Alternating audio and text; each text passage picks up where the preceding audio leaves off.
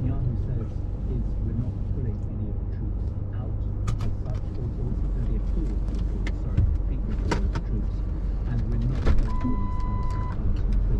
What Hamas has said is in order to negotiate, we are committing to a total withdrawal, and they're bargaining chips possibly as far as they could get released that number of prisoners. Now Israel wants to eliminate Hamas.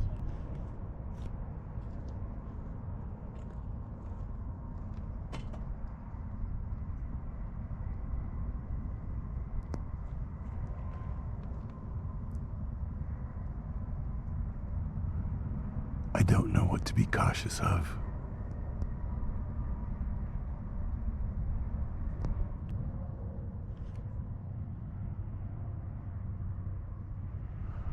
On the other hand, I don't think they're lying.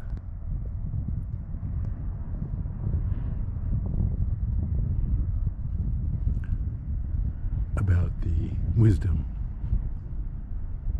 of taking precautions.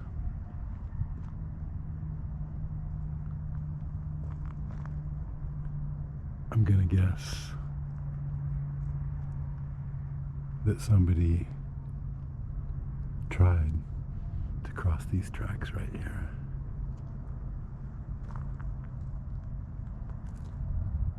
And the frog got him or something.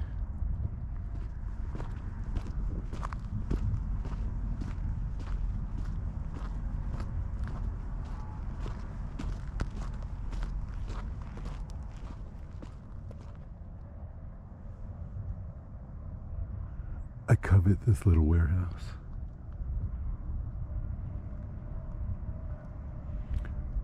So much so that I tried to look it up. And best I could tell, the difficulty is that it's not just that little warehouse. It's the big one too. As a package deal. And it seemed like they wanted $850,000 for both.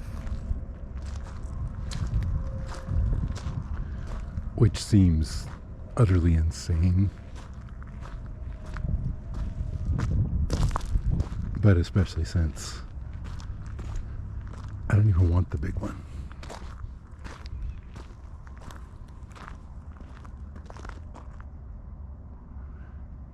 So, along this little stretch of what we now know to be US Highway 180, right there between us and the warehouses, there are leftover foundations of what appear to be buildings, or at least facilities of some kind.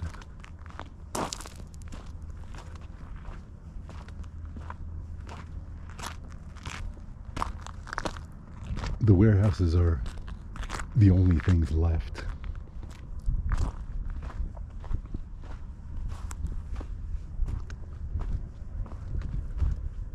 But there used to be much more.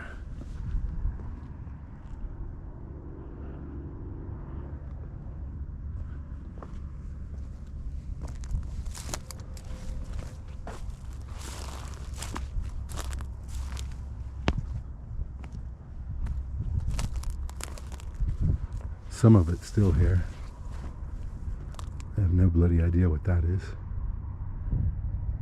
Telephone connection. And that, I don't know, fly trap.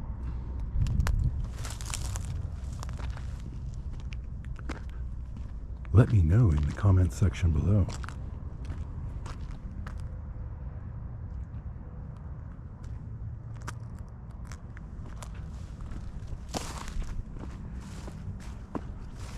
The ground that I'm walking on is still quite damp.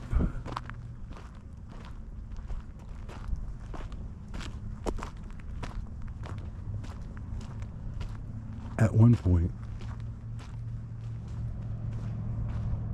can you see right there where there's tracks heading into the warehouse? So there was a spur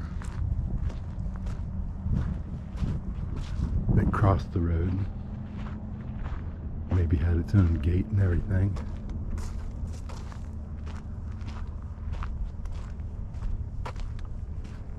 But it's very difficult to find any remnants of that. Oh, here we go.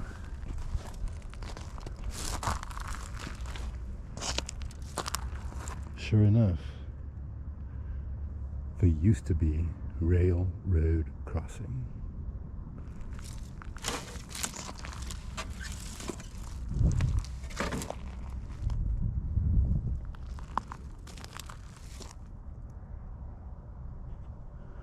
Looks like it was marked in both directions.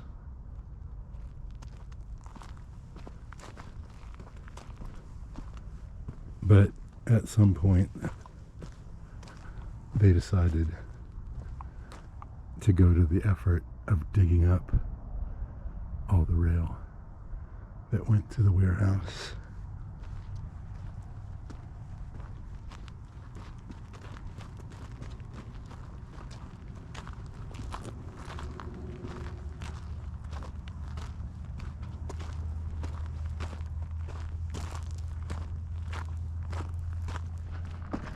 Over here at the Gas Up Your Fleet facility, they're ripping up something else, making a bit of a mess. I think they had some crap that they wanted to get rid of on the back of the lot, and they look fully equipped to maybe haul it away. They got him a trailer.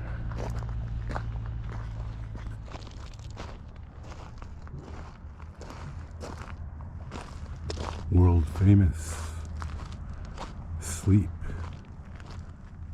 in a concrete teepee.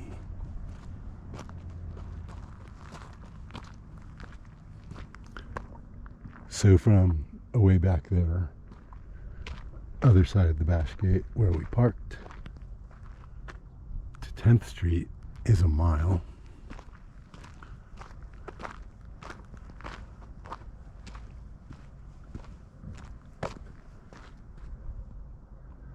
So I'm going to take a little bit of a loop here, get back to the truck, and call it 2 miles. In the middle of COVID, I tried to buy one of these sheds for about $2,500, I think, a smaller one, but they couldn't get anybody to deliver it for week after week after week. So finally I gave up on that deal with the guy who runs the liquor store and his wife, the tax lady, and I went and bought a kit instead. I think it was about half as much, and that's the shed that's in the backyard by the trailer.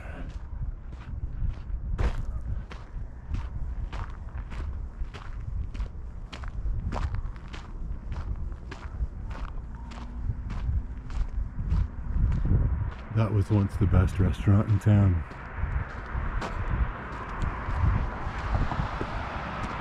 Not the nicest, not the fanciest, but the best.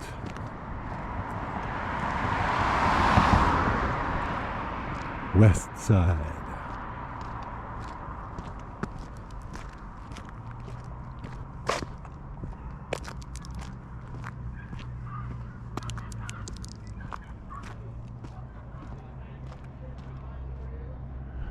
Scenic 66.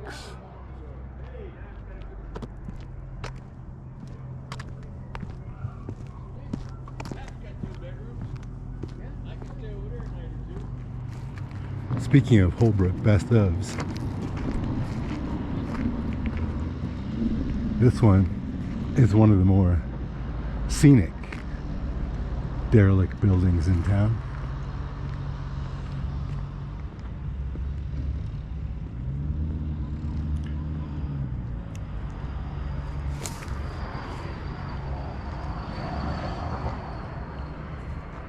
Maybe it would do for a warehouse, but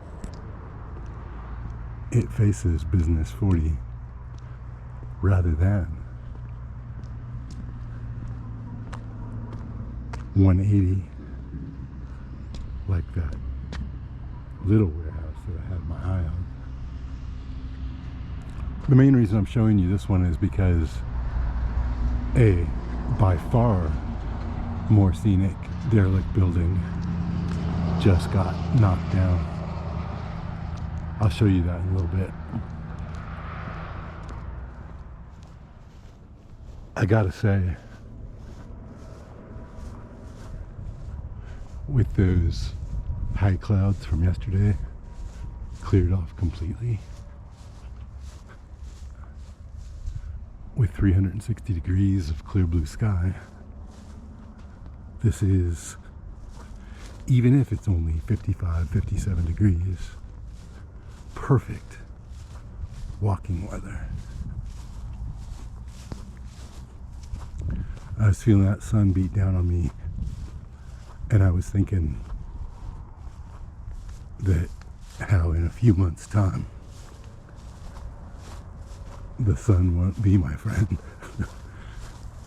I'll be sweating, maybe on this exact same walk.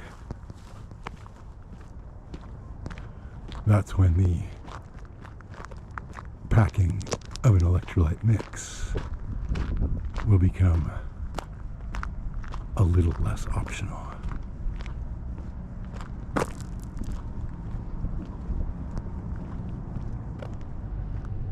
So, in between the teepees and the dollar store, straight across the street from the Safeway, there was, until those bulldozers pushed it over, the most scenic derelict building in Holbrook. I did a video on it some time ago. If I'm really ambitious, maybe I'll link that.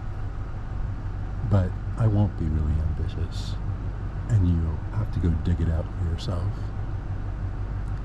Anyway, it was a fairly long shot of walking around what was the building in that space right there. And it was clearly a automotive repair place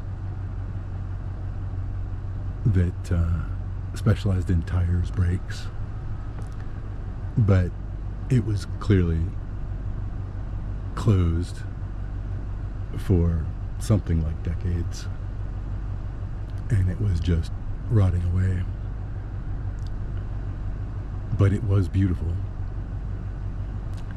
and I'm sorry that it's gone. Mainly I'm sorry that it won't be progress.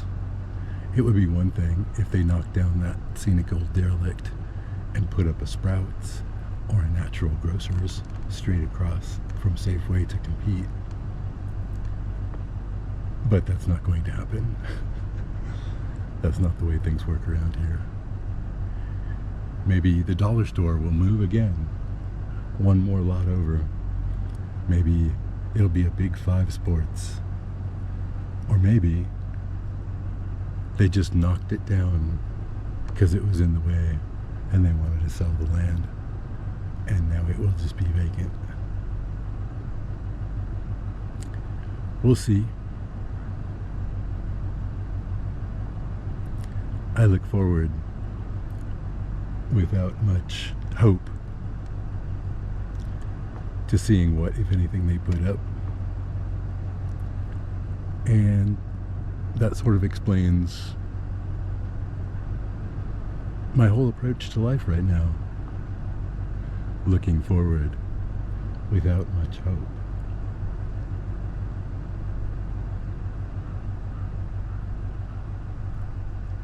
It's not as bad as it sounds.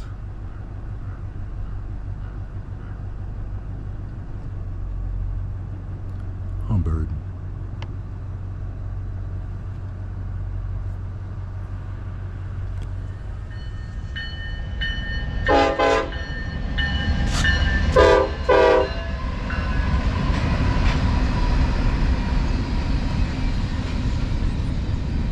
That engineer that said, "Hey YouTube," he was at the front of an exceptionally long train, and what made me think of it was I suddenly heard engine sounds from the middle of the train.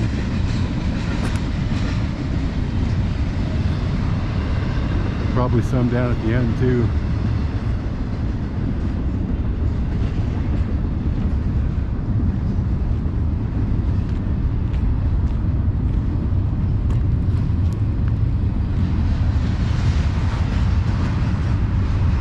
There's finally the end of her.